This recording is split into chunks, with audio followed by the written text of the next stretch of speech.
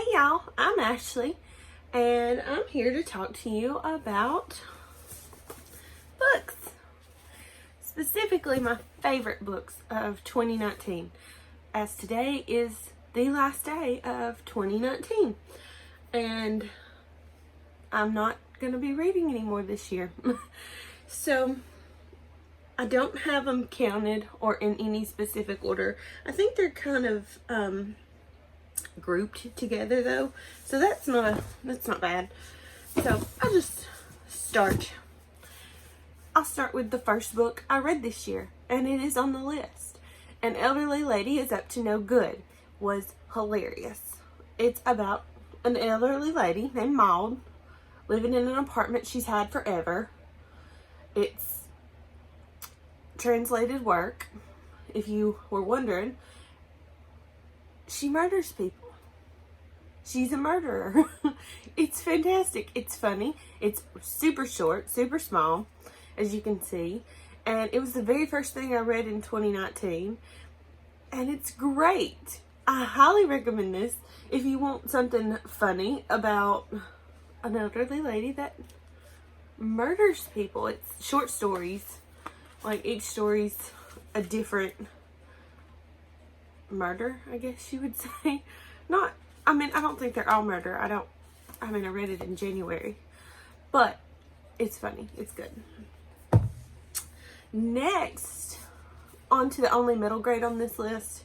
I don't read a ton of middle grade, but Victoria Schwab is my favorite author, one of my favorite authors, so I read everything she writes. This is Tunnel of Bones. It's a sequel to City of Ghosts, which I read last year. Also great. If the sequel's on favorites this year. About Cassidy and her ghost friend Jacob going to Paris to fight ghosts. Cassidy's family is running a ghost TV show that they're recording for.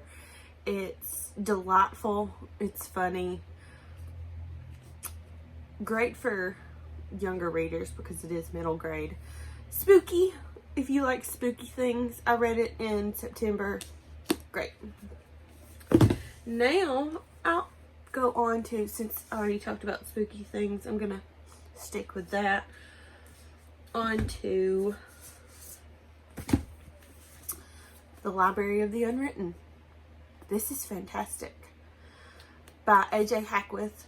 I've never read anything by them before. This is the first book I've read by them, and it is based on an unwritten wing of a library in hell, and they have to go to Earth to find parts of the devil's Bible.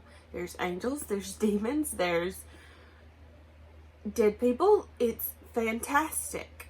It's wild. They have to go to Earth from hell and fight angels, and she's got helpers. It's great. It's a lot of fun. I was surprised by the ending, but it's not like a bad ending. It's good. Highly recommend it. I will say there is talk of one character suicide. Just be noted about that. But I didn't have issues with the way it was portrayed. I loved it. Next, I would call this fantasy, but it's still based on Earth. But this one is more urban fantasy. Ninth House by Leah Bardugo. I read anything Leah Bardugo writes. She's amazing. Highly recommend all her books. The Grishaverse is YA more than this. This is her first adult novel. And it was a ride. It's pretty thick. And it's about a girl named Alex who is running 9 houses. She's not running, but she's kind of the police of 9 magical houses at Yale. And this is how, there was a murder mystery, and there's bad guys and good guys, and she's the ending was kind of shocking, and I need the next in the series because the mystery wasn't completely solved by the end of this, but I still loved it. I wouldn't say it's a cliffhanger either, though. And I loved the help she had. It was all great. This is the opening pages. Well, not pages really, but so pretty. So good. Snakes, if you don't like snakes. But book is great. Trigger warnings though, because it's kind of got some stuff in it. Like sexual assault. Next, Gideon the Ninth. What can I say about this except lesbian necromancers in space? Also, look at them black pages. Not all the books that they've published now have black pages, just the first print, but I love them to death. They're so pretty. Gideon the Ninth is about necromancers. There's death magic. There's Gideon. That ending. Oh my god. Oh my god, that ending. I don't even know what to say about that ending because I need the sequel right now. The sequel is Harrow the Ninth, and because I don't even know how to describe what happened. It's wild. Like, this is wild. This is unbelievably wild. It's been really hyped, but I don't think it's been really hyped on BookTube. I don't know. I could be wrong. It's amazing. Highly recommend it. Next is Magic for Liars by Sarah Gailey. I'm not in love with the cover, but loved the book. Magic for Liars is Tana French with magic. If you've read Tana French, she writes murder mysteries, kind of detective stories. It's based on, this is a murder mystery with a PI that doesn't have magic, but she has to solve a mystery at a school for magic with magical kids. Her sister's a teacher there, and her sister don't get along. I felt like she was kind of jealous of her sister, and there's kind of a romance, but not like really. It's not the plot. It was good. I loved it. I also loved anything Sarah Gailey writes. If you've never read River of Teeth, highly recommend it. It's amazing. I don't have a copy to show you this. Now, on to romance. My favorite, I won't say my favorite because they're all my favorites, but the latest one I read was actually read in December, so you'll probably see it again, is My Fake Rake by Eva Lee. I've read everything Eva Lee has wrote this year because she's amazing. And My Fake Rake is about Grace and Sebastian. It's a makeover trope, but gender bended, where Grace makes over Sebastian instead of the other way around. And it's funny. The mess they get into is funny. She's trying to catch the eye of another guy, and then of course Sebastian and Grace fall in love. It's a romance, happy ever after. You know, it's great. Highly recommend it. Next romance, The Wallflower Wager by Tessa Dare. Tessa Dare is another one. I love everything she writes because she's just great. She's great with romance. She's great with everything she does. This is her Girl Meets Duke series. If you've never heard of it, I would recommend the first two. The second one is Governess Game. I'm not sure about the first one. I'll have to look it up. But this is about a guy named Gabriel Duke and Girl Meets Duke. He's not an actual Duke. And Lady Penelope, she's the one that's in royalty, and she has animals, and he wonders why she's not married because she's a lady. But then he meets all of her animals, not like just like a dog. She's got tons and tons. And he demands she gets rid of him because he bought the house right beside her. And he wants to sell his house and can't because nobody wants to live beside her and all of her animals. And of course her family demands that she get married or come live with them because she's a single woman, and that brings them even closer together, and it's fun. It's another happy ever after. Loved it to death. Next, I'll do the next historical. Brazen and the Beast by Sarah McLean. This was amazing. Sarah McLean is just, I don't know how to describe her writing, but she gave me Lady Henrietta in this story, a curvy heroine that is so freaking strong. Like, she took on Beast, Wit, in this book and won, I would say. She wants to run her father's shipping business, and she stands up for what she wants. She's fantastic. The whole book is fantastic. I'm a big fan of romance books. They're super easy to get through. They're fun. They're fast. They're happy ever afters. So I pick up a lot of romance. And this one is one of my favorites. Next is the only contemporary romance on the list, Fix Her Up by Tessa Bailey. Look at that cover. It's so pretty. It's so cute.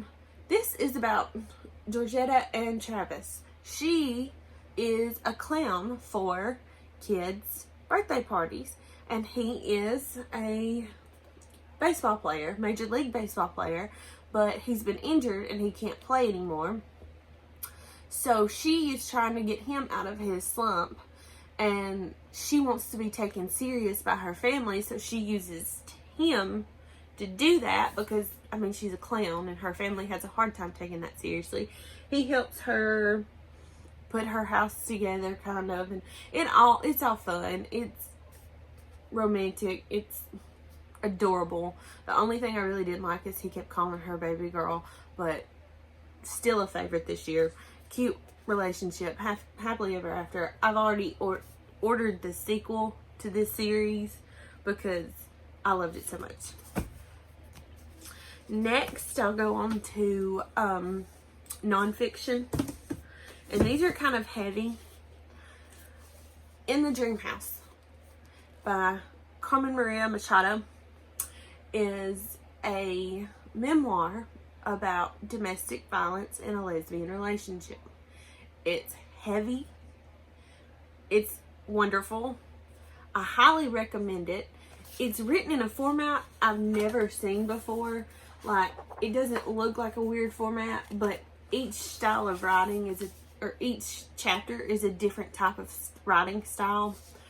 And the way she sets all that up is fantastic. If you've never read her fiction short story collection, Her Body and Other Parties, I would really suggest it too. I read it on audio. It was great. But this is heartbreaking, but also amazing. I don't know how to rate or talk about memoirs because I don't want to tell you the whole story, but it's also nonfiction. Like, it's a real story. And there is a happy ending. I will say that. All the trigger warnings for domestic violence, so it's really good. Next is another one, all the trigger warnings, because nonfiction. Know by Name by Chanel Miller wrote her side of the Brock Turner sexual assault affair. She was the victim who wrote the Emily Doe letter, and this is how she dealt with it. It's a memoir of how she felt with the judge's decision, how she dealt with everything after, and it's fantastic. It's amazing. It really shows how you don't get over something like that. You live with it for the rest of your life. And the way she wrote and how she told her story, I loved it so much. I highly recommend this if you haven't read it. I would say read it even if you don't read nonfiction. It's so good. But I don't know what else to say about it. Like, she did such a good job with it. And last will be my favorite book of the year. It's an author I've read quite a few times, Daisy Jones and the Six by Taylor Jenkins Reid. This is so good. It's a meet the band kind of stories. Like, it's written in interviews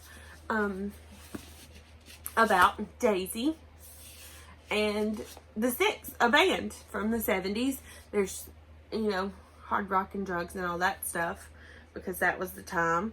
And the two main characters are not likable people, I wouldn't say, but it read just like a VH1 behind the scenes meet the band, where are they now episode. Like, they're being interviewed and they're telling their side of the story, and I loved it so much. And if you read audiobooks, this one's fully casted, and I think they're making a TV show out of it. It's so good.